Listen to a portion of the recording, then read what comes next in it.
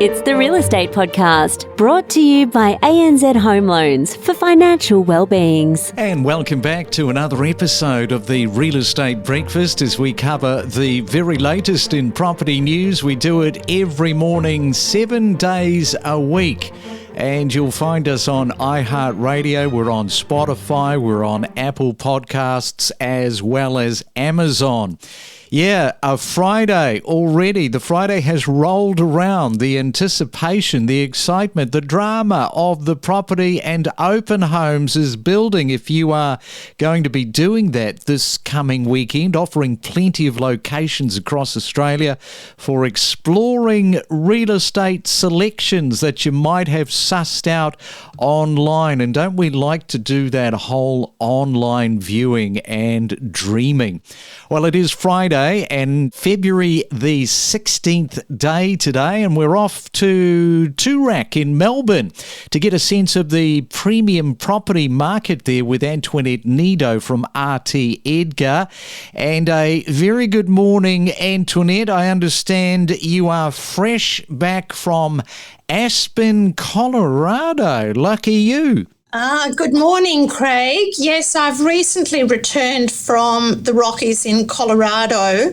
Absolutely beautiful. That's a market that I know very well, have been going there for over 30 years. And this year was very special because I was actually involved in the taking buyers through a chalet, which a client, an Australian client, has an interest in, on about 3 acres of land, 7 bedrooms, 380-degree vistas of the mountains, very, very beautiful, and a lot of wildlife to boot.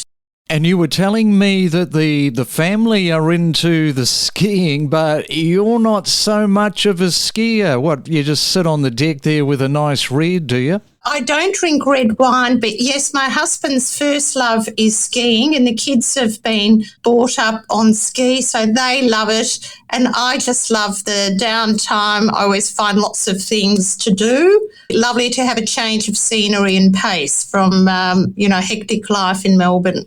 Yeah, and look, I want to talk about, you ask any person involved in the real estate industry these days, and you ask them what their take is on 2024, often you get a mixture of answers as different as they are nuanced. And that's what I want to talk about. I want to talk about what you're predicting for the 2024 housing market, and it might just be nuanced. I think the consensus, without doubt, of 23 is that whilst it was a challenging market, it was not without opportunity for, astute players.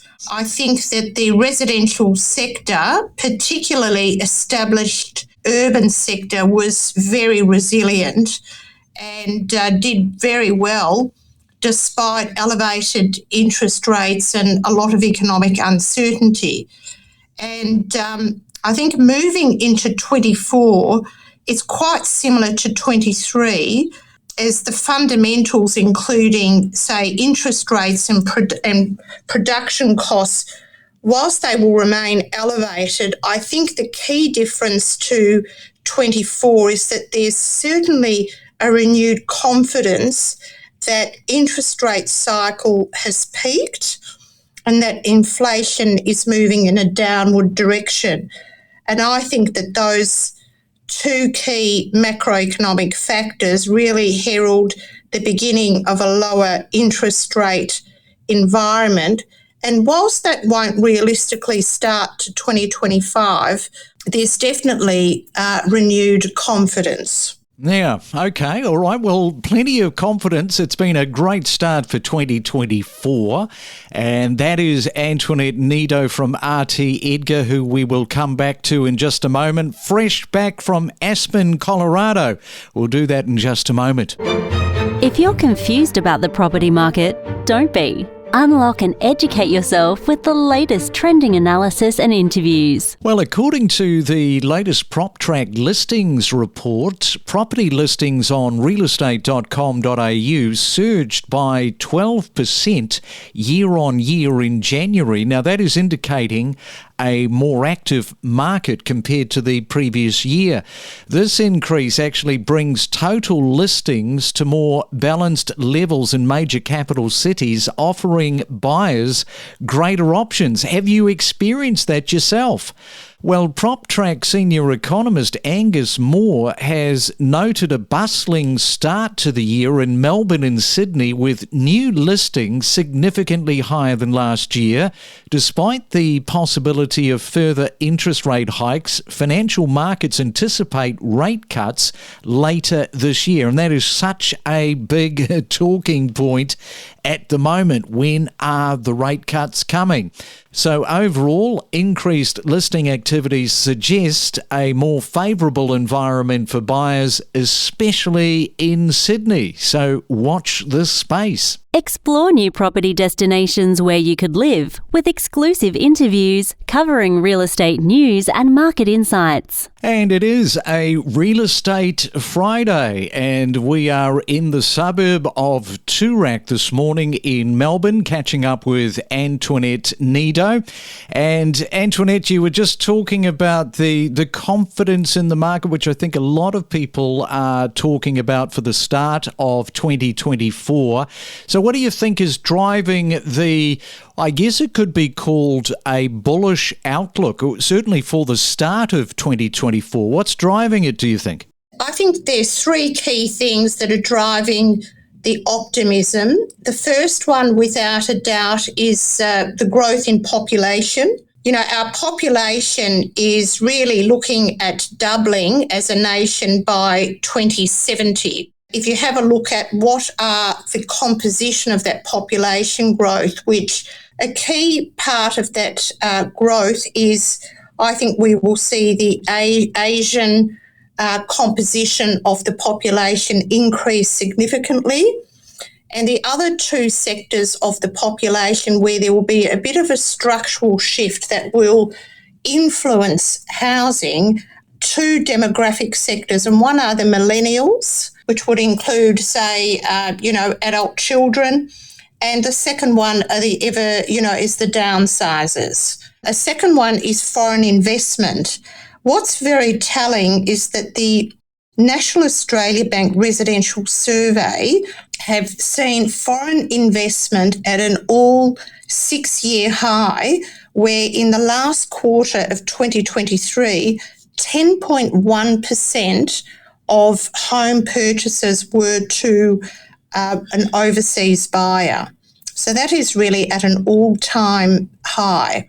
Of my last 10 sales over $10 million, that's something like 6 out of 10 were to foreign investors, and most of those were Chinese. So that's certainly what the very, very consistent with the National Bank survey, my own empirical data on the ground here.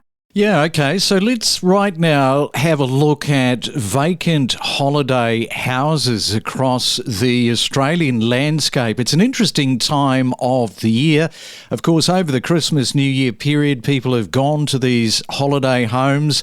What happens, do you think, in 2024 for the secondary home market? What do you think is likely? Well, it's an interesting one. With the changes in land tax that have been introduced as of the 1st of January 24, there will be increased land tax rates for holiday homes which are not occupied for more than 4 weeks in a year by the owner or have not been let for more than 6 months. So I think with some of those changes that really are falling victims to the, really horrendous rates of land tax that we're seeing in Victoria, I think ultimately it will be the people that can least afford it that will bear the brunt of that, and that's going to be your renters. I think it's really sad because the housing crisis is something, it's very worrying, and it's very worrying for us as a nation. Yeah, it's a problem that is unfortunately not going to go away, and it is going to be with us, I think, for some time until we can sort of try some new ways of building our way out of this dilemma. Now, talking of dilemmas, let's have a look at land tax, particularly with investors. I mean, this is a bit of a sour one for 2024. Do you think that the land tax is going to have a huge impact on property investors this year? Well, I think it will be, because it really affects mum and dad investors who've worked very hard all their life to buy one or two investment properties. So they're just saying the threshold for land tax has increased significantly. So properties now worth $300,000 or more, they were previously not subject to land tax, and now they are. And I think ultimately it will be borne by the renters, who are the people who can least afford to bear that brunt, and by, middle Australia that may have one or two investment properties where they've worked hard to have an income, a passive income in retirement. I think they're really being squeezed. And I am certainly receiving calls from clients saying, well, I get $100,000 in rent on my property that I've had for 15 years, and now my land tax has gone from 28 to 48,000. It's just not worth it. So I think it is a real problem that's where our housing crisis is heading, and we need to have better policy solutions, in my view. And one of those things may be looking to regional markets as a long-term solution to providing, a better supply of affordable housing. Yes, indeed. All right. Well, on that note, enjoy your Friday there in Toorak. So have a great Friday and a great weekend. Thanks, Craig. Don't let dinner prep time go to waste. Plug in your earbuds to listen to a world of powerful real estate news and information. 10 years working as a buyer's agent in WA. That's a lot of property buying and a lot of intermingling with all these investors that are coming in. It is, absolutely. Yeah, it's a big milestone. I've been in the industry a bit longer than 10 years. I started out a couple of years as a selling agent and then realised pretty quickly that's not what I wanted to do. We've now sort of hundreds of millions of dollars of transactions and dealt with many investors and home buyers in Perth, and a lot of success stories. And so we're sort of reflecting on that at the moment, and we're going to celebrate mid-year and head off for our first elongated holiday with the kids. We're taking a month off and heading to Europe in June to celebrate. We connect you to the best real estate information across Australia. The Real Estate Podcast.